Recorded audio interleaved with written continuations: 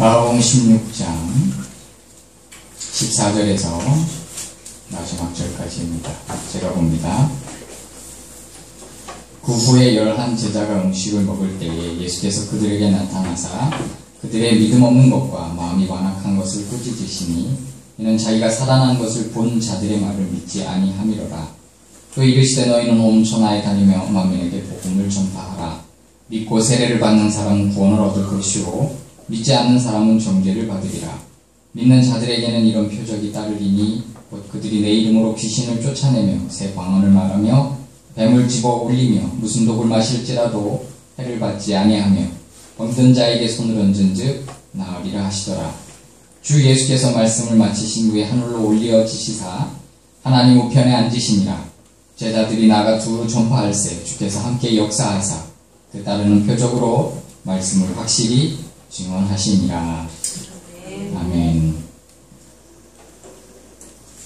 오늘은 부활절입니다. 우리나라의 거의 대부분 교회가 부활의 주님에 대해서, 부활절에 대해서 오늘 메시지를 나눌 것이고, 해마다 고난주간과 부활주일은 해마다 똑같은 거의 비슷한 설교를 하게 됩니다. 어제 우리 학생회와 성경 공부를 하면서 그런 얘기를 나누었습니다. 성경은 쓰여진 제1의 목표가 무엇인가? 물론 성경은 하나님에 대해서 말씀하고 계십니다. 하나님이 우리에게 성경을 주신 그 성경을 주신 이유는 구원을 주시기 위함입니다. 그래서 우리 인생의 최고의 목표는 구원입니다. 그러나 구원이 이루어진 사람에게는 더 이상 구원이 최우선의 목표가 아닙니다. 다른 사람에게 구원을 전파하는 것 중요합니다. 그게 제1의 목표입니다. 그러나 그 개인에게는 구원이 이루어졌다면 그때부터는 구원이 목표가 아니고 구원은 출발점이 됩니다. 취소되지도 아니하고 흔들리지도 아니합니다. 하나님의 자녀로서 하나님의 뜻을 이루어드리고 하나님이 기뻐하시는 삶을 사는 것이 그것이 목적입니다. 구원 얻은 뒤에는 하나님이 우리에게 말씀하시기 시작하는데 말씀하신다는 것은 우리의 삶에 뭔가 일어난다는 뜻입니다. 하나님이 태초의 천지를 창조하실 때 말씀으로 창조하셨습니다. 지금도 우리에게 말씀하신다는 것은 그것이 우리에게 이루어진다는 뜻입니다. 하나님은 그 무엇보다도 말씀을 하십니다. 주님을 만나고 말씀을 듣는다는 것은 하나님의 뜻을 발견한다는 뜻입니다. 모두가 같은 뜻을 받을 수는 없습니다. 수많은 사람이 이 지구에 태어나지만 이 지구에 대한민국에 태어난 것은 하나님의 섭리와 뜻이 있고 또 많은 시대가 있었지만 이 시대에 태어난 것은 다른 사람이 아닌 내가 하나님 앞에서 받들어야 될 하나님의 뜻과 섭리가 있기 때문입니다. 모두 같은 뜻을 갖고 있는 게 아니에요. 그것을 분별할 수 있는 것, 그것은 말씀을 들을 때, 내게 말씀하신 하나님을 만날 때 그게 가능합니다. 하나님의 말씀을 듣는다는 것, 참 위대한 일이고 그 말씀이 우리를 이끌어가고 변화시키시고 능력을 주고 격려를 주고 위로를 주시기 때문에 그렇습니다. 구원이 우리에게는 목표가 아닙니다. 구원은 우리에게 출발점입니다. 그 다음 목표는 뭐냐? 그때그때 주시는 하나님의 뜻을 이루는 것이 우리의 목표입니다. 어떤 사람에게는 그 뜻이 아주 심각한 문제일 수도 있고 어떤 사람은 별거 아닌 문제를 요구하실 때도 있습니다. 가장 자기에게 주어진 사명이 가장 위대한 업적이고 그것을 통과하면 하나님이 더 큰 사명을 맡기실 것입니다. 어쨌든 우리에게는 무리한 요구를 하실 때도 있지만 대부분은 무리한 요구를 하시는 경우는 드뭅니다. 우리가 노인들을 위한 무료급식을 하고 있습니다. 이름을 날리기 위한 것도 아니었고 시작하기 전에 이것은 큰 교회 가는 거지 우리에겐 어울리지 않는다고 하나님께 참으로 많이 물었습니다. 깨딱 잘못하면 사모님하고 저하고 둘이 해야 될 현상이 이거를 주저하게 했습니다. 그런데 누군가가 그릇을 사오면서 시작한 이 사역이 하면서부터 무슨 생각을 갖게 됐냐면 하나님이 우리에게 요구하신 이유와 뜻과 목적이 있다는 걸 알게 됩니다. 교회가 칭찬을 받습니다. 그것은 곧 하나님이 칭찬을 받으시는 겁니다. 사람들이 칭찬할 때마다 몸둘 바를 모릅니다.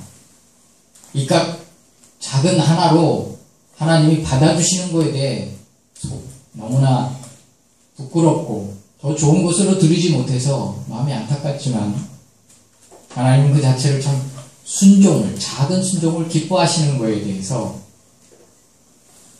우리에겐 하나님이 무리한 걸 요구하지 않습니다.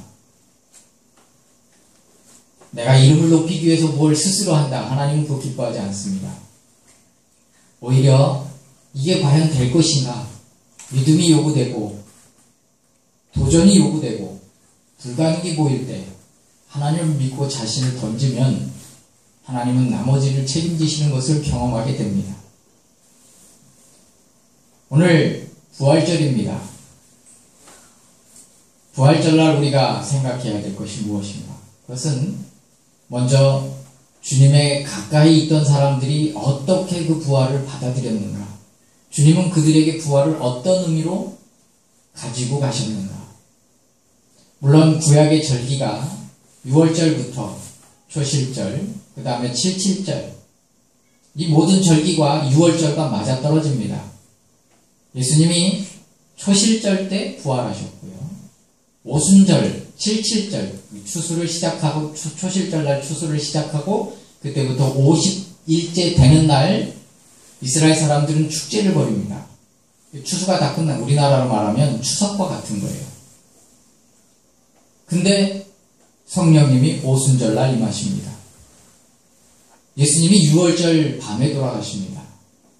모든 게 절기를 딱딱 맞춰서 구약의 절기와 예수님이 맞춰서 일을 진행하십니다.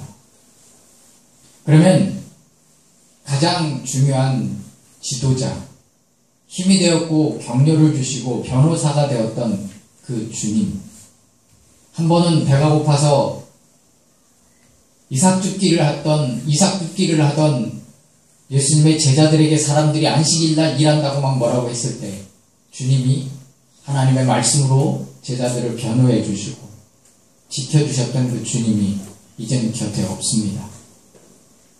제자들은 뿔뿔이 흩어졌고 위대한 일을 이룰 줄 알았던 자기의 생각과 자기의 어떤 방법으로, 인간의 방법과 인간의 생각, 인간이 기대했던 방법으로 세상에 놀라운 일을 행하실 줄 알았는데 주님이 병 고친 자들을 볼 때, 주님이 기적을 일으키는 걸 볼 때, 특별히 오병이어의 기적을 일으킬 때 배고파하는 그 백성들의 참 지도자라는 것을 확신했는데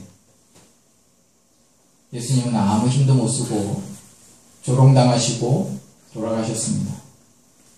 제자들은 이게 뭘까? 이게 뭐지? 그리고는 다 흩어집니다. 첫 번째, 예수님의 가까이 있던 사람들 중에 여인들이 있었습니다. 막달라 마리아가 있을 것이고 마르다가 있을 것이고 마르다의 자매인 마리아가 있지요. 이 여인들은 주님이 돌아가신 후에, 그러니까 안식 후 그 다음 날, 오늘이죠. 주일, 원래는 안식일이 토요일이고요. 이날에 예수님의 몸에 향유를, 그게 이제 그들의 정통이에요. 어차피 썩을 텐데 왜 아름다운 향을 바른 그 처리를 하는지 잘 모르겠습니다. 그러나 그들의 분하니까 예수님을, 돌아가신 예수님에게 최고의 대우를 하기 위해서 여인들의 주님의 무덤을 찾습니다. 많은 사람 중에 제일 먼저 부활하신 주님을 만난 것은 바로 이 여인들이라는 거예요. 인생을 살면서 자기 인생에 만족을 주었고 가치를 심어주었고 살아가는 이유를 주셨던 유일한 분, 그분이 돌아가셨어요. 그분의 장례를 치르고 나서 그분의 이제 몸에 최고의 대우를 하기 위해서 여인들이 갔습니다. 마태복음에는 이 여인들에 대한 이야기가 먼저 나옵니다. 전사들이 보고 뭐라 그러냐면 전사들은 무서워하지 말라라고 말합니다. 그리고 조금 있다 예수님이 여인들에게 보이시면서 이렇게 말씀하십니다. 평안하며. 근데 두 말은 같은 말입니다. 두려워하지 말라, 무서워하지 말라 같은 말입니다. 평안하며. 예수님의 그 두려워하지 말라, 무서워하지 말라는 말을 우리 옛날 성경은 평안하며라고 번역을 해놨습니다. 주님이 이 여자들에게 제일 먼저 하신 말씀은 평안하라, 두려워하지 마라. 모든 걸 다 잃은 것이 아니다라는 겁니다. 이들이 왜 두려워하는지 알고 있었습니다. 아니, 예수님의 몸에 향유를 부은 여자들이 뭔 두려움이 있어서 두려움을 갖고 왔겠습니까? 근데 하나님은 그 외에 그들이 갖고 있는 두려움을 아셨던 것 같습니다. 성경은 때로는 자세한 설명이 없기 때문에 그들이 뭘 두려워하고 있었는지는 모릅니다. 그러나 분명한 것은 우리가 신앙생활을 하다 보면 가장 중요한 걸 잃어버린 것 같은 때가 있을 수 있어요. 그때 주님은 이 여인들에게 동일하게 말씀하십니다. 두려워하지 마라. 무서워하지 마라. 평안하라. 우리는 주님이 이 부활하신 뒤에 40여일 동안 계시면서 무엇을 하셨는가? 마태, 마가, 누가, 요한복음은 동일한 말씀을 하고 있습니다. 뭐냐면 단 한 가지인데, 살아계셨을 때는 주님이 쉽게 말해서 전도하러 다니셨어요. 병든 자를 고치시고 뭐 이렇게 하나님의 말씀을 증거하러 다니셨는데, 부활하신 뒤에는 내용이 다 똑같습니다. 뭐냐면 주님의 제자들을 찾아가시는 거예요. 예수님은 12제자, 70제자 뭐 이렇게 오늘 본문에 보면 500문도, 350명, 500명 이렇게 숫자가 있습니다. 근데 12제자 외에는 이름이 정확히 기록된 제자들이 많지 않기 때문에 사실 예수님이 누구누구를 찾아갔는지는 정확히 알 수는 없습니다. 근데 분명한 것은 주님이 제자들을 일일이 찾아가셔서 실망하고 좌절하고 두려워하고 있는 제자들에게 용기를 주시고 위로를 주시고 용서를 주시고 새 힘을 주셨다는 겁니다. 왜 주님이 여인들에게 제일 먼저 나타나셨을까? 언젠가 한번 이 마르다와 마리아에 대해서 함께 나눈 적이 있습니다. 이미 마르다와 마리아는 자기 오라비가 죽었다가 예수님께서 살려주신 경험을 했습니다. 그리고 예수님이 자기의 생각을 깨시는 분이라는 걸 한번 경험을 했습니다. 그러나 여전히 주님이 죽은 거에 대해서만큼은 이들도 충격으로 받아들이고 참 하나님의 뜻을 이해하기에는 아직 그렇게 깊은 말씀을 이해하는 상황은 아니었습니다. 우리가 잘 알듯이 마르다는 주님께 꾸중을 듣는 듯한 내용이 한 군데 있습니다. 무엇인가요? 마리아가 예수님 앞에서 설교를 듣고 있는데 마르다는 예수님의 제자들과 예수님과 자기 식구들을 식사 대접을 하기 위해서 정신없이 바빴습니다. 혼자 할 일도 많은데 마리아, 자기 누이가, 여동생이 같이 좀 일을 했으면 좋겠는데 예수님 앞에서 말씀만 듣고 있는 거예요. 분명히 많은 목사님들이 우리 그렇게 배웠습니다. 마리아처럼 살아라. 그러면 누가 예수님을 공개합니까?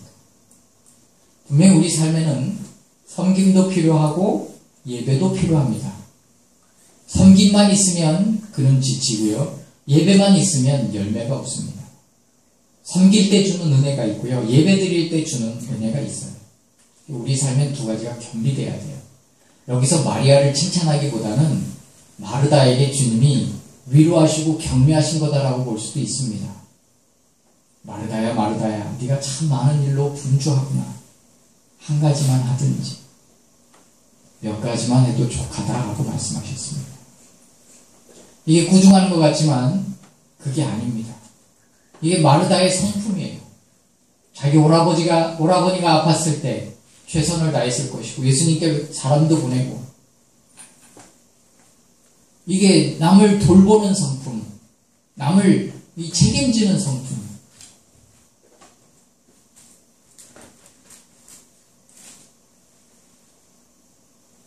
오라버니가 죽은 뒤에 주님은 일부러 며칠 있다 출발하셨고 죽은 뒤에 도착하셨습니다.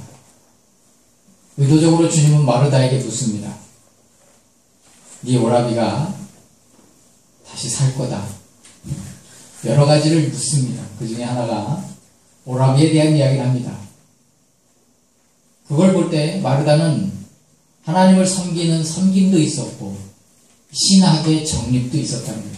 주님이 부활하실 때 우리 오라비가 다시 살 줄을 내가 믿습니다.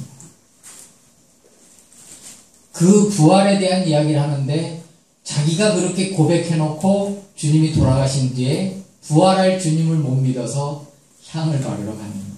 향 처리를 하러 지금 가고 있습니다. 어쨌든 믿음이 있든 없든 그가 얼마나 주님을 사랑했는지 우리는 그 한 사건을 놓고 볼 때도 알 수 있습니다. 어쨌든 그래서 주님이 그에게 최고의 선물을 주셨어요. 마르다는 두 번 경험합니다. 오라비를 잃었을 때 가장 소중한 걸 잃은 걸 경험했고 그때 주님이 다시 살려주시는 경험을 했고 주님을 잃었을 때 여인들에게 자신을 보여주시면서 평안하라 라고 말씀하고 계신 겁니다. 하나님을 섬기다가 가장 소중한 걸 잃어버렸을 때 주님은 이렇게 말씀하십니다. 무서워하지 마라. 두려워하지 마라. 우리는 하나님이 하시는 일을 알 수가 없습니다. 우리는 성경을 다 아니까 이해하지만 오라비가 다시 살 줄 그들은 그럴 것 같으면 느긋이 기다렸겠죠. 마르다와 마리아의 첫 번째 말이 뭡니까? 주님이 여기 계셨더라면 오라비가 죽지 아니었을 것입니다. 근데 주님이 더 큰 선물을 준비하고 계신 것을 그들은 이해하지 못했다. 우리도 마찬가지입니다. 그렇다고 목사라고 해서 주님이 놀라운 걸 준비하셨군요 라고 믿음을 갖고 기다릴 사람은 아무도 없습니다.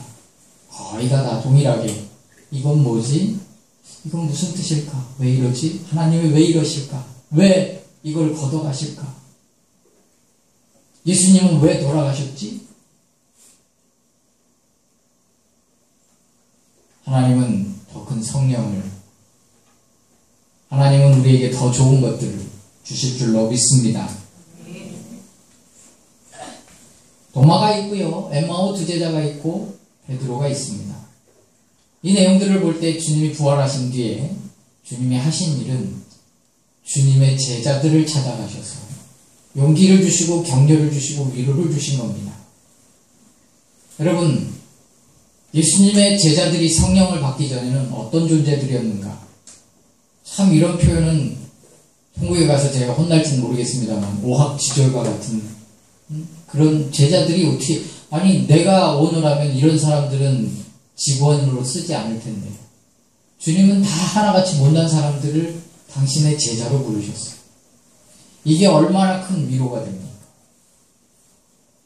세상에 예수님이 잡히던 밤에 다 도망갔어요. 그 중에 한 제자는 알몸으로 도망갔어요. 그 이름이 없는 게 참 다행이에요. 그건 천국 가봐야, 천국 가서도 모를지도 몰라요. 도마가 아닐까. 근데 그거는 몰라요. 의외의 사람이 홀랑벗고 도망갔을 수도 있어요. 이게 주님의 제자들이에요. 그런데 이 제자들이 성령 받고 주님이 부활하신 뒤에 오순절날 성령 받고 온 세계를 변화시키는 거예요. 바로 주님의 제자들이고 바로 우리라는 거예요. 부활의 의미는 무엇이냐? 여러 가지 포커스를 맞출 수 있습니다만 오늘 우리가 그 주님의 부활하신 주님의 어떤 부분에 포커스를 맞추냐면 그 오합지졸과 같은 제자들. 자기들은 뭘 잘났다고 그래. 각각 자기 마을로 돌아가고 좌절해서 실망해서 다 포기하고 가는 그 제자들 일일이 찾아가셔서 격려하시고 위로하시고 주님의 일을 감당하는 그릇으로 만들어주시는 그 주님께 우리는 오늘 그 주님을 바라봅니다. 우린 부족해요. 우리는 어쩌면 예수님의 제자들보다도 100배, 1000배, 10,000배는 더 모자란 사람들이에요. 그러나 성령이 우리를 도우시고 순종하고 나아가면 100배, 1000배, 10,000배 더 위대한 일을 이룰 수 있는 인물들이 바로 우리입니다. 제자들 중에 가장 힘들었던 제자는 베드로였겠죠.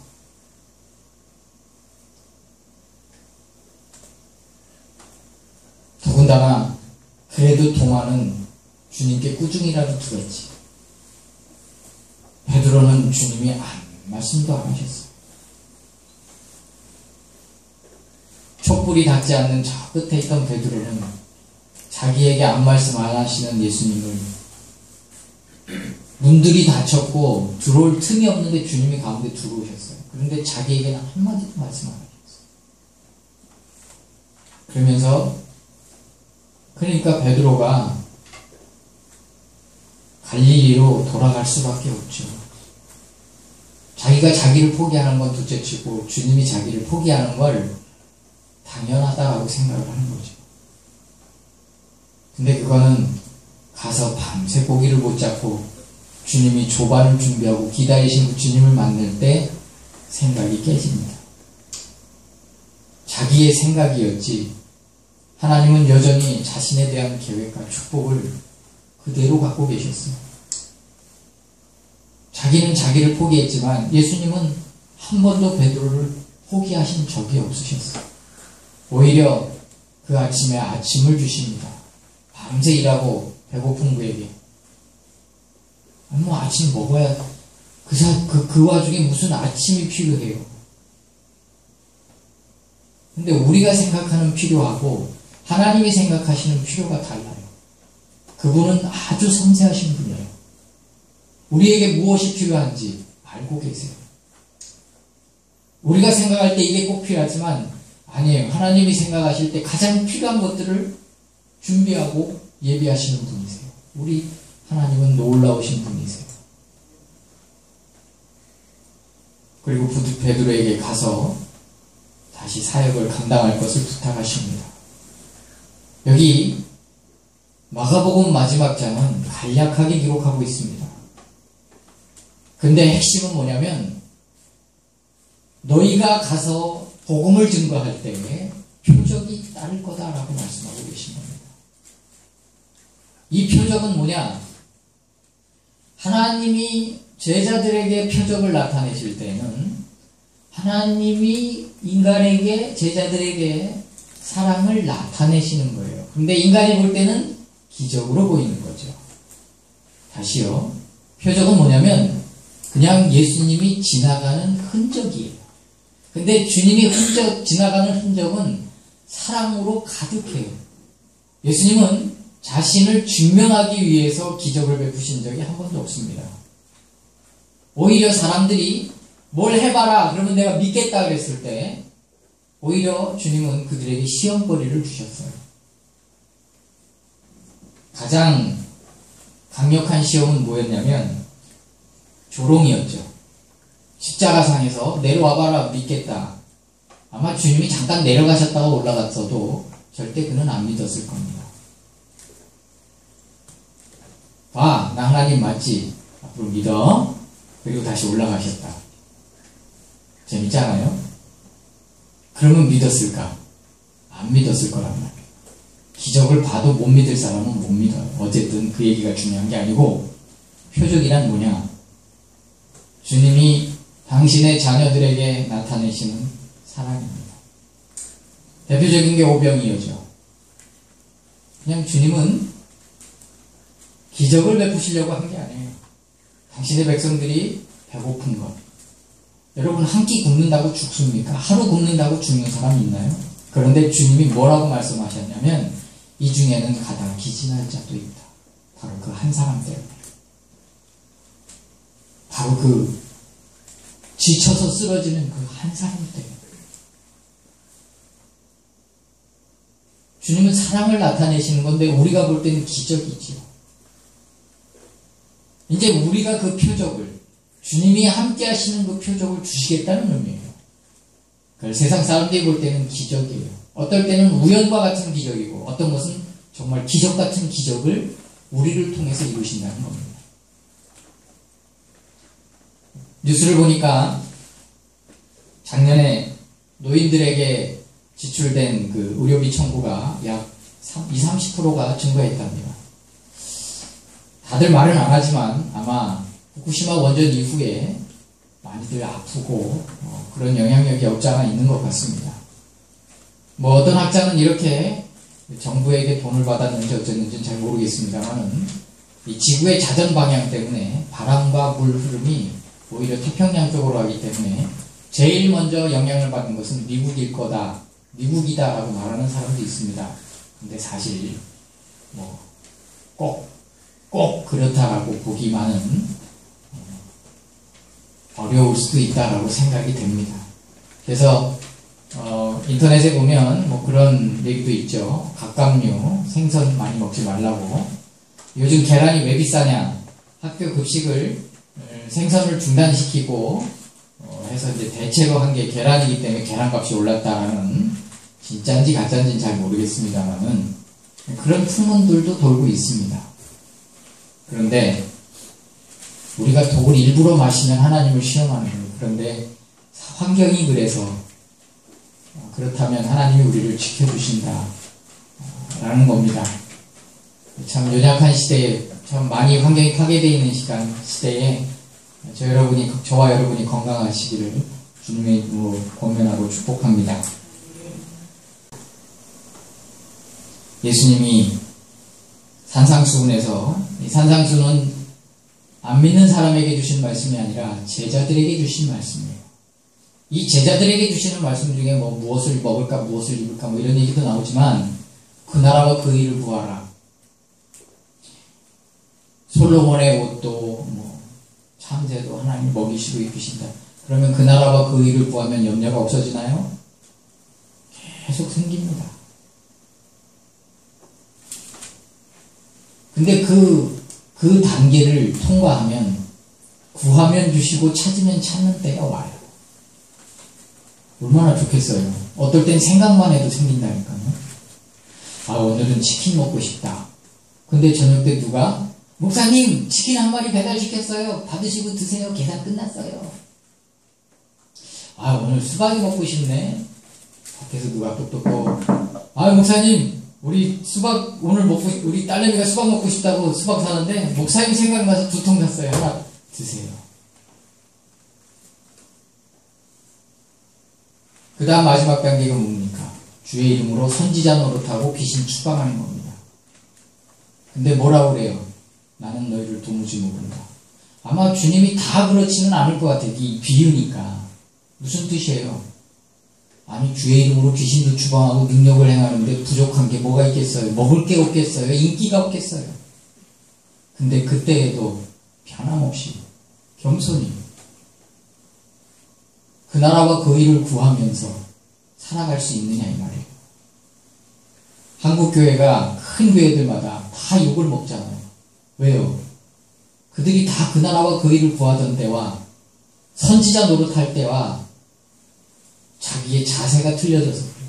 그런데 그거를 같은 목사 입장에서 나도 뭐라고 말할 수가 없어요. 왜? 나도 너무 열악하고 힘들게 살아서 나는 어떻게 될지, 나는 아마 더 악랄하게 해먹을지 몰라요. 반응들 봐라.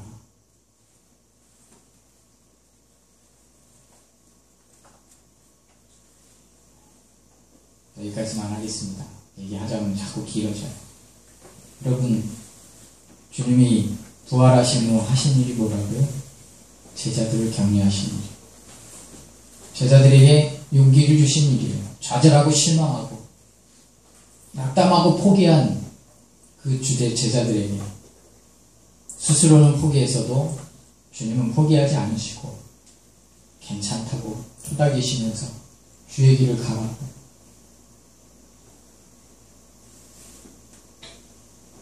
더 이상 내 삶에 이제 만족이 없을 것 같은 너희들에게 평안하라, 무서워하지 마라 하셨던 그 주님을 우리가 생각합시다. 할렐루야. 우리가 섬김에 나갈 때 하나님이 표적으로 함께 하실 줄로 믿습니다. 기도하겠습니다.